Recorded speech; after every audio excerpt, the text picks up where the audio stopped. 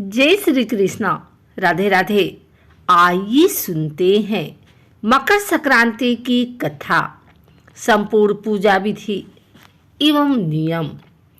मकर संक्रांति की कथा, पूजन विधि और नियम के अनुसार सूर्यदेव धनु राशि से अपनी राशि मकर राशि में प्रवेश कर जाते हैं, क्योंकि भगवान सूर्य नवग्रहों के राजा हैं। भगवान सूर्य के हम प्रतिदिन साक्षात दर्शन कर सकते हैं। भगवान सूर्य महर्षि कश्यप के पुत्र और अदिति के गर्भ से उत्पन्न हुए थे। अदिति के गर्भ से उत्पन्न होने के कारण इनका एक नाम आदित्य भी है। मकर संक्रांति की कथा पूर्व काल की बात है। राजा परहुवाहन महोदयपुर में राज्य करता था। वह राजा बड़ा धर्मात्मा, दयालु, गौ, ब्राह्मण और अतिथियों का बहुत ही सम्मान किया करता था। उसके राज्य में हरिदास नाम का एक महान विद्वान श्रेष्ठ ब्राह्मण था। उसकी पत्नी भी बहुत सुशील और धर्मवती थी, जिसका नाम गुणवती था। हरिदास विष्णु सेवक बड़ा तपस्वी था। तदनुसार उसकी पत्नी भी विष्णु भगवान की भक्त और पतिव्रता थी। उसने प्रायः सभी प्रसिद्ध देवी देवताओं के व्रत किए, परंतु धर्मराज की यानी धर्मराय नाम से पूजा कभी नहीं की। वह गणेश की, चंद्रमा की, हरतालिका आदि देवी देवताओं, रामजन्म, जन्माष्टमी, शिवरात्रि और शिव की सभी व्रत किया करती थी। बड़ी श्रद्धा से एकादशी का व्रत करती हुई यथाशक्ति दान भी करती रहती थी और अतिथि सेवा से कभी भी विमुख नहीं रहती थी। इस प्रकार धर्मपरायण वह मृत्यु को प्राप्त हुई। इसीलिए धर्म आचरण के प्रभाव से यमदूत उसे आदरपूर्वक धर्मराज की लोक को ले गए। दक्षिण दिशा में पृथ्वी की कुछु पर अंतरिक्ष में धर्मराज का बड़ा भारी नगर है, जो कि पापी लोगों को भयदायक है। धर्मराज का पुर 1000 योजन का है। वह चौकोर है तथा उसके 4 द्वार हैं। वह नाना प्रकार की रत्नों से शोभायमान है। उसमें कई मनुष्य जो कि पुण्य भोगने को गए हैं निवास कर रहे हैं। स्थान स्थान पर गीत सुनाई दे रहे हैं और बाजे भी बज रहे हैं। उस नगर की 7 कोट हैं। उनके बीच में महासुंदर धर्मराज का मंदिर है। वह रत्नों का बना हुआ है और अग्नि, बिजली और वह सूर्य की समान चमक रहा है। उसके दरवाजे की पेड़ियां स्फटिक मणि की हैं। हीरो के कनियों से आंगन चमक रहा है। उसके माध्यम में अनुपम सुंदर सिंहासन पर धर्मराज भगवान विराजमान हैं। उनके पास चित्रगुप्त जी का स्थान है, जो कि मृत प्राणियों के पाप पुण्य का लेखा भगवान धर्मराज को सुनाया करते हैं। धर्मराज के दूत धर्मवती को वहां ले गए। उनको देखकर वह भयभीत होकर कांपने लगे और नीचे मुंह किए हुए खड़ी हो गई। चित्रगुप्त जी ने उसके पूर्वजन्म में किए हुए पाप पुण्य का लेखा जोखा पढ़कर सुनाया। धर्मराज जी उस गुणवती की, हरिहर आदि सभी देवों तथा अपने पति में भक्ति को देखकर प्रसन्न हुआ, लेकिन कुछ उदासी भी उनके मुखमंडल पर झलकती हुई दिखाई दी। धर्मराज जी को गुणवती ने निवेदन किया कि हे प्रभु, मेरी समझ में मैंने कोई पाप नहीं किया, फिर भी आप उदास क्यों हो?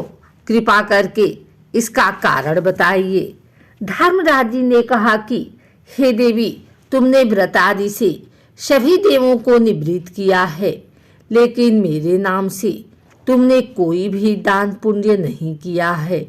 यह सुनकर गुणवती ने कहा कि हे भगवान, मेरा अपराध क्षमा करें।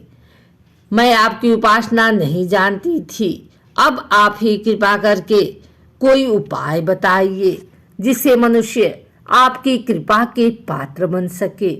यदि मैं आपके भक्ति मार्ग को आपके मुख से श्रवण कर वापस मृत्यु लोक में जा सकूं तो आपको संतुष्ट करने का उपाय करूंगी। धर्मराज ने कहा, सूर्य भगवान के उत्तरायण में जाते ही जो महापुण्य मकर संक्रांति आती है, उस दिन से मेरी पूजा शुरू करनी चाहिए। इस प्रकार साल भर मेरी कथा सुने और पूजा करें। इसमें कभी नागा नहीं करें। आपातकाल आने पर भी मेरे धर्म के इन 10 अंगों का पालन करते रहें। धृति, यदा, लाभ, संतोष, क्षमा, यम, नियम द्वारा मन को वश में करना, किसी की वास्तु को नहीं चुराना, मन में पर स्त्रियों पर पुरुषों से बचना आदि, मन की शुद्धि, शारीरिक शुद्धि, इंद्रियों के बस में न रहना, बूढ़ी की पवित्रता यानी मन में बुरे विचार न आने देना, शास्त्र, विद्या, स्वाध्याय यानी पूजा, पथकथा, श्रवण या व्रत रखना और तदनुसार दान पुण्य करना, सत्य बोलना, सत्यता का ही व्यवहार करना, क्रोध न करना, ये 10 धर्म के लक्षण हैं। मेरी इस कथा को नियम के सदा सुनते रहना और पथ पढ़ते रहना और यथाशक्ति दान और परोपकार करते रहना। जब साल भर फिर जब मकर संक्रांति आए तब उद्यापन कर दें। सोने की यदि असमर्थ हो तो चांदी की मूर्ति बनवाएं और विद्यमान ब्राह्मण के द्वारा पूजन हवन आदि करें। मूर्ति की प्राण प्रतिष्ठा कर पंचामृत से स्नान करा 14 उपचार से इसकी पूजा करें। मेरे साथ में चित्रगुप्त जी की भी पूजा करें। सफेद और काला तिल के लड्डू से भोग लगावें। हमारी पुत्रश्री के लिए ब्राह्मण को भी जिमावें। बांस की छावड़ी में 5 सेर धन और अनार जो मुक्त तुलमानी है भरकर गुरु या ब्राह्मण को भेंट करें। स्वर्ग में जाने के लिए सोने या चांदी की सीढ़ी भी दान करें। सुंदर बनी हुई शैया भी दान करें जिस पर मुलायम गद्दा, तकिया और रजाई हो।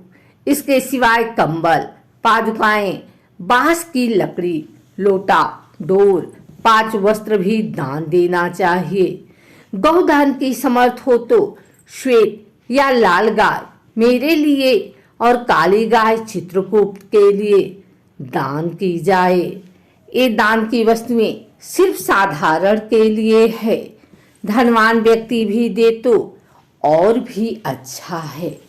गुणवती ने भगवान से यह प्रार्थना की कि हे प्रभु, यदि ऐसी बात है तो मुझे यमदूतों से छुड़ाकर फिर से संसार में भेजिए जिसे मैं आपकी कथा का प्रचार कर सकूं। जो ही उसकी प्रार्थना का भगवान धर्मराज ने स्वीकृति दे दी, वैसी ही गुणवती की शरीर में प्राण पड़ गए। फिर उसके पुत्र आदि कहने लगे कि बड़ी प्रसन्नता है कि हमारी माताजी मरकर भी जिंदा हो गई हैं। इसके अनंतर गुणवती ने अपने पति और पुत्र को सब बातें बताई जो कि धर्मराज ने मनुष्यों के कारण के लिए कही थी। खुद ने भी यह व्रत शुरू किया। फिर मकर संक्रांति से ही उसने प्रतिदिन धर्मराज की पूजा और यह कथा आरंभ कर दी।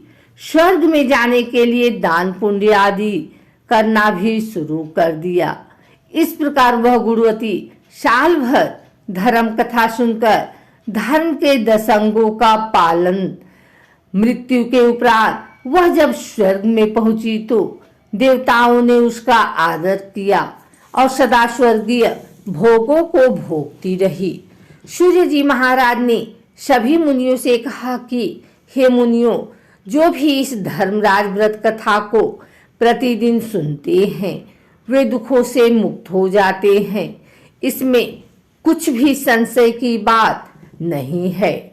मृत्यु काल में यमदूत जो लेने आते हैं वे भी उसको आदर से ले जाते हैं और धर्मराज जी भी उसे सुखी रखते हैं। यदि उन भक्तों के कुछ पाप बाकी हो तो शीघ्र ही पाप नाशक उपाय बताएं, शीघ्र ही पाप मुक्ति में सहायक बन जाएं। गरुड़ पुराण में भी लिखा है कि पापी लोगों को यमदूत महाकष्ट पहुंचाते हुए ले जाते हैं। धर्मराज की कथा करने वाले यमलोक मार्ग में भी कष्ट नहीं पाते।